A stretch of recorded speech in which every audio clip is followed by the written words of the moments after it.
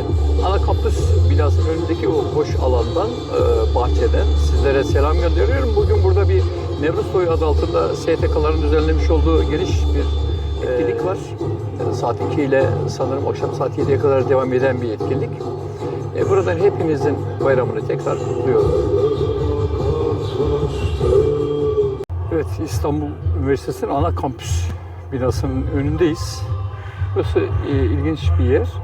Çok da güzel, eski bir yapı. İstanbul'un en eski yapılarından birisi. Şimdi içeriye doğru geçeceğim zaten yavaş yavaş. Bugün burada Türk Toyu var. Türk Nevruz Toyu.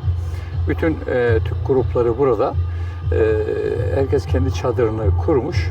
Daha doğrusu İstanbul Üniversitesi'nin kurmuş olduğu o çadırlarda kendi kültür ve geleneklerini yansıtmaya çalışıyor derneklerimiz. Emeği geçen herkese teşekkür ediyorum. Uzun zamandır İstanbul Üniversitesi'ni ziyaret etmemiştim. Çok mutlu oldum bugün burada olmaktan.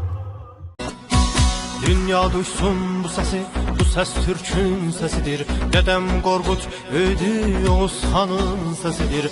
Dünya duysun bu sesi, bu ses Türk'ün sesidir. Dedem Korkut öldü Oğuzhan'ın sesidir.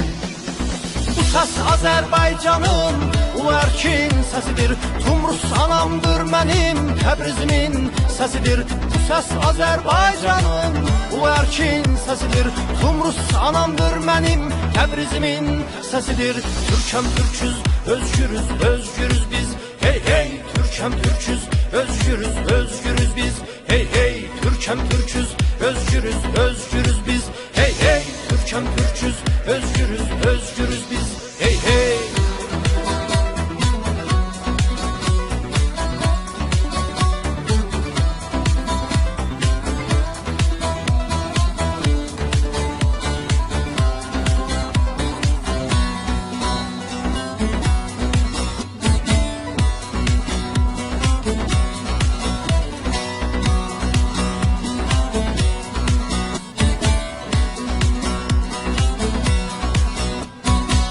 Karabağ'da kan var kan.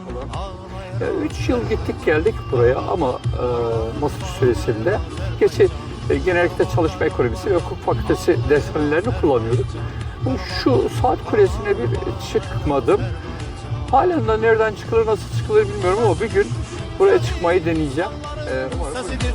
Zulümlere maruz kalan susuzların sesidir. Bu ses Türk düşünceli insanların sesidir. Zulümlere maruz kalan susuzların sesidir. Türkem Türküz, özgürüz, özgürüz biz. Hey hey, Türkem Türküz, özgürüz, özgürüz biz. Hey hey, Türkem Türküz, özgürüz, özgürüz biz. Hey hey, Türkem Türküz, özgürüz, özgürüz